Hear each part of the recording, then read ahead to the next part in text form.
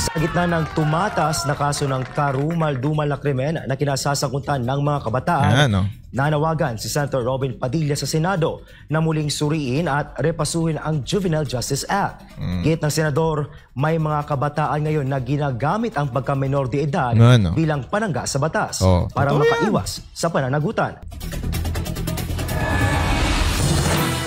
Sa kanyang privilege speech nitong Miyerkules, Agosto 14, inamin ni Senator Robin Padilla na matindi ang kanyang pagkakabahala sa dumadaming menor de edad na nasasangkot sa iba't ibang Kasi ito kinokontra to ni ni Kiko Pangilinan . Yung batas niya kasi na ipinasa noon, okay, nung panahon niya, nung panahon na pinasa niya yung batas na yan, okay pa yan. Ngayon iba na yung mga kabataan .